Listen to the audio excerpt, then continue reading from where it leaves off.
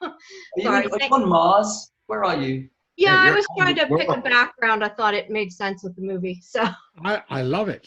I love it. It It's a does. super background. thank you. And thank you. I got to turn the volume up a little bit on here. Looks All right, like she there we go. made it through the gate. I'm sorry. Oh, yeah. Yeah, I didn't edit it. Didn't A have lot time. of money. But thank you guys for talking to me today. I watched the movie yesterday. I really enjoyed it. It was really good. And I just wanted to say, because I thought of it last night when Danny had told me you were joining John, I actually met you when I was like, I don't know if you can see it, it's blue screening it out. When I was a teenager back at Gen Con. It was obviously for Lord of the Rings. And I remembered I had those photos. So I just want to mention that. I thought it was funny. I remember you. He was 70 years old then. All right. So can you all just take a second and talk about kind of what drew you to the project, either the character, the script, whatever. Take it away, John. I love sci-fi. Good story, good script, interesting actors, interesting whole setup. Thought, yes, this will be, it's worth a play here. And I loved it and got on the set and had a ball with some magnificent actors. What's to complain about? Present company accepted. Yeah, of course, yes. It goes without saying. Yeah. That's me covered. Up to you, boys. I really love the world. I really love what Tom was trying to say. It's about prejudice and love and family and survival, and the preconceptions that we have of the other people on the other side of the wall, and how we are as guilty. My kids are shouting in the background. That's okay. The preconceptions that we have about those people on the other side of the wall that have been fed to us by the media, and that actually when you come face to face with them, you're not as different from them as you thought you were. And I really like that as a message for today. I love the script. I love what Tom Patton wrote, and then I had to see who this young actor Stephen Moyer, who just left. He's not going to hear this, so I had to see what this cat was all about. I hadn't heard much about him, so I knew, of course, the great John Rhys-Davies, but I hadn't met Stephen Moyer yet. So I signed up, and I had a great experience. I really enjoyed working with him. I wish I had gotten to work with John, whom I've known and loved and adored for years. And we have worked together, haven't we? Well, we did. Did we only work on that Irish thing? Yeah, that was just that was just what we did over there. But we will work together. Oh my God, yes. Oh yes, no question about it. Yes. 40 years from now, I shall be just about finishing my apprenticeship. As you were saying, young lady, yes. Yes. So this next question is for Stephen. Well, I think you were in there a little bit, but you weren't quite in the ice. So Stephen, can you talk a little bit just kind of about the, I'm not sure how much was practical and how much was special, but the effects with the ice and kind of that whole scene? When I go on the spaceship? Yes. When you're trying to, I don't know what you want to call them, pull the things out. Yeah, pulling the things out. A lot of it is effects and a lot of makeup, and so we created a sort of an icicle sort of type effect, probably in makeup for a couple of hours, and then the set was completely dressed with that, and then obviously dry ice being pumped in to make it feel cold, and then the rest is just trying to make it feel as cold as it's supposed to be. It's one of those things where you as an actor, you sort of speak to the director and you go, how far am I going? So what are we going to do? And he goes, well, he's like a Brummie, he sort of speaks like that. And he goes, well, show me what you got, and I'll sort of try to work it out from there. And so you're like, oh God, I'm going to be doing cold acting. And all the crew are like standing there, you know, watching with their boom up off and stuff, and you walking, and then the director goes, "Yeah, don't do it like that," you know. So it's you have to find your way. But honestly, what I've learned over the years is you won't find out how far is too far unless you do it, and I think I was certainly guilty in my early years of not wanting to seem foolish and therefore doing nothing. And then the director having to try and sort of build you up from nothing. If you give everything and it's too much, you can always take it down. But you know that because you direct yourself now. Yes, but it really helps if somebody comes in and just goes, you know, and gives it the full Pacino, then you go, okay, great. Let's see what Pacino age 25 would have done. Yes. That's my actor. You know. By the way, Pacino's my favorite actor, so I am not being disparaging here. So but that was a reference to Made in Italy, if anybody's seen that. But it's that idea of being, you know, you have to go for it to find out whether it's real or not. And a lot of actors tend not to do that because they're worried that the director will use that take, and they don't want to look foolish. So sometimes you get actors who will only work in this range. That's right. And they'll do that. That's it. And that's a matter of trust. I did have a director once who said, "All right, John, lovely, lovely, lovely. Now, I want a JRD rant at this moment now."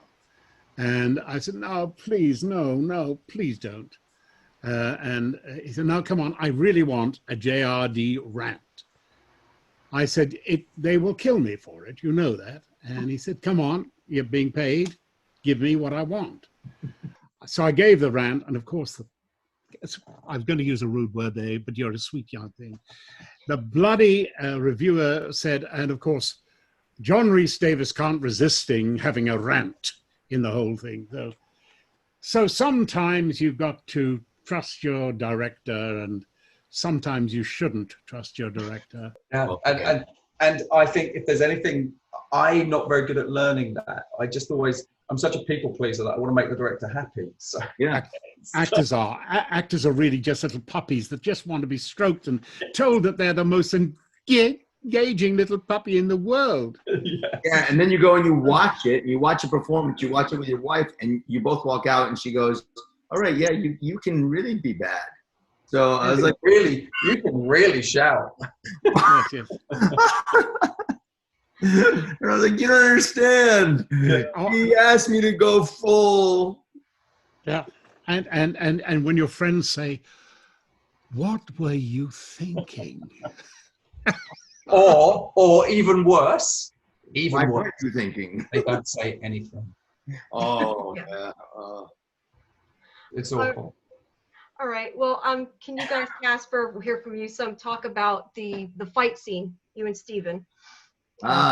Beating each other up a couple times. Speaking of going over the top and doing something, speaking of going way over the top and then not knowing what it's going to be like and having him direct you and telling you what you're going to do. So we're in this full G-force thing, having no idea what's going to happen with it. We fed off of each other, and we went on, we talked about it, but we just kept going, and we did everything we could. And I have no idea. I haven't seen this scene, so I don't know. I will say this. Sorry to interrupt, buddy. Jamie, that scene, as it's scripted, you go from sort of like Mach 1 to G-Loc, which is like Mach 13, right? Yeah. Just for example. And so you're going from like, and that's 1. Yeah. Right? And so by the time you're at like 13, you don't know what you're doing, and it's hard. Sorry, Cass, carry on. No, but that's exactly what we were doing. And they had the fans blowing on us, and we're on the ropes, and we're reaching over each other, and we can't move, and we have to move our arms over, and we have to. It was such.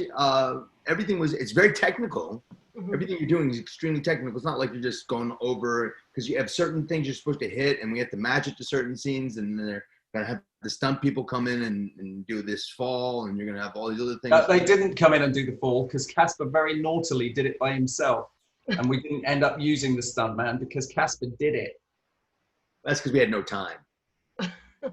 That's right. They said we had no time. We had a whole nother scene to shoot, and if I didn't do it, if I didn't take the fall back, we wouldn't have got that other shot, and we would have just not. They wouldn't have known what to do because we weren't going to be able to film it. So I was supposed to leave the next day or whatever, and so this was it. So they wouldn't have got it. They wouldn't have gotten it. He's being very self-effacing. He was brilliant. He did this stunt himself. Yeah, well, the scene came out really well. So. Oh, it did. Oh, good. So, John. No, thank you. yeah, I really like the movie. So, John, can you talk about your relationship with Bran in the movie? Well, since I haven't seen it either, I can't really talk about it. All I can say is that it was lovely.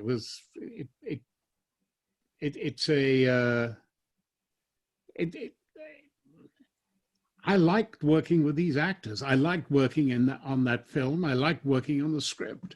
There's nothing much of great pith and moment that I can give you, I'm afraid. I think the thing is that's also worth remembering at this point is that John came in, for how long were you there, John? 2 or 3 days? 2 or 3 days, something like that. Yeah. Yes. So John came in when we were already up and running, Right. and met me, and so those scenes between us, we hadn't really sort of had a chance to actually kind of go out and spend some time together. On a low budget movie, you don't have very much time. So you're thrown into this situation, and John and I got on very well, very quickly. So those scenes between us are really, they're felt in the moment. Am I right in saying that, John? You just you're playing against each other, and there's like the whole film's worth of scenes between us actually are sort of shot in 1 or 2 days. And one of the things that we've already talked about is that the big sort of climactic scene between myself and John's character, John improvised pretty much and only had one go at it and did it rather beautifully. But that is why you get somebody like JRD. Well, rather than talk about me, I want to talk about one of my performances. Apropos of your G-Loc faces, doing Lord of the Rings, where you've got 2 inches of foam on your face, you can't be subtle. In order to get anything moving, you've got to be really gurneying. So if you want to open your eyes, you're going to go. Yes. And you just get a tiny little bit of movement under the. I mean, it's. But not quite the same problems that you guys had with imitating an enormous G-force. But interesting technically, yes. Because how would you? Yeah. Did you get to see dailies on that, so that you could get an understanding of what you were looking like? No, not really. No. But I did read the script. You see, I'm one of those actors who read the script, and I look at my fellow actors, and they generally fill me in. And I was just wondering whether Peter Jackson sort of gave you an idea of how big you had to be in order for it to register. Yes, you did go to see. I did go to see a few dailies of that. But you need to, because that's what I mean. Yeah, to actually understand what is registering and what isn't. Yes, minimalism is not in when you're playing with 2 inches of foam around your eyes. I mean, that's why Gimli has such narrow set eyes, because that's one of the dimensions, and that's one of the dimensions that you can't really change. Right. But particularly that dimension in makeup. So if the face is out there, then the eyes are a little bit piggy and small and narrow together. Yeah. Okay, and then quickly, we have time for one more question. So can you guys just tell me, I'm curious, what have you guys been doing during this pandemic, since everything's so different right now? I spent an awful lot of time teaching. Teaching, cooking. Like the first 3 months of that lockdown, I planted a bunch of seeds, and every day, me and the kids would go down to the little allotment, the little sort of grass, the little mud patch that we had planted, and we would watch zucchini and aubergine, eggplant, and tomatoes and red peppers and cabbage and lettuce grow, and sunflowers as well. Each one of the family had a sunflower, and it was absolutely beautiful. And what was extraordinary about it was, you know, the seed that had started this big was producing zucchini like this. Absolutely, and that's how long we were locked down. And for me, like, teaching the kids about the beauty of how you can create your own food was the thing I will take away, not the teaching, because I'm dreadful at it. Casper, John, one of you. Done. Well, we are so far past lockdown now. We don't wear masks. We don't wear any padding. We don't have any social distancing here on the island because we've been COVID-free now for, I think, 55 odd days. Wow. So in a curious way, we're back to normal, but it will be a hell of a shock when it comes back and we have to go, oh. But if I left the island, I would have to go into lockdown for 14 days when I return. But what have I been doing? Well, I've been I'm going to put in 50 solar panels, which should, I reckon, give me just under 12K of power and the optimal setup. So right at the moment, I've been clearing some land, cleaning ditches, trying to work out whether I really want to point them south or whether, in fact, where we are might not be a little bit better to be south-southwest. Or west-southwest, perhaps. Isn't there a way of, like, a bank that rotates? Well, yeah, but if you want to do a real tracking one, you see, you can get it like that and that. Yes. But a true tracking one, yeah, it can be very, very expensive. Right. Somebody was telling me today that if you've got a motorized tracking one, it's about 15,000 quid. Right. Which is certainly nothing that I kind of negates the whole point of it, doesn't it? Yeah. Casper, tell us about solar panels in Florida. No solar panels here in Florida. I've just been hanging out with my wife and going to see my mom and dad. My dad just turned 89, and my sister and stuff like that. So we've been staying in quarantine. I run every day. I go to the beach once a week, early in the morning before anybody's there, and I leave when people start showing up. And I go take my dogs on walk. I take my dog on a walk in the morning and at night every day for about 5 to 7 miles. And I work out and I read and I eat healthy food. My wife and I are vegan, so we just make that and we just eat that. And I was just going to be crass and say I just do her, but I thought I would try to be more professional and say I eat food. And, All right. And where are you? What are you doing? I'm in Pennsylvania. I actually want to start crying, but my grandmother passed away Monday. So I'm just kind of trying. Thank you. I'm just kind of trying to keep busy and think of other things, so I'm not crying all day. But from COVID? No. She had a bad heart. But yeah, so dealing with that. But yeah, we're still in lockdown here, so that's making it harder too, with relatives coming in and everything. I'm so sorry to hear that. I'm so sorry for your I appreciate that. Yes. But thank you guys for talking. I applaud you for coming on here. Jamie. I applaud you for coming on here too, because sometimes when we lose somebody, the best thing we can do is what they would probably want us to do, and that's to go on with our lives and live it to the fullest that we can. And when you have jobs and you have things and you have opportunities, it's best to try to keep some sorts of normalcy so that you can help heal your heart and honor those that have passed. Word. Yeah. I'm glad. You want me to be here, so thank you, all of you. I appreciate it. Thanks. I'm glad you shared her with us today. So thank you for bringing her alive. So, You get an extra cuddle next time we meet, and we'll record that on camera too. All right. Thank you. Bye, Jamie. All right. Take care, darling. Thank you, Jamie. Thanks. Bye. Bye-bye.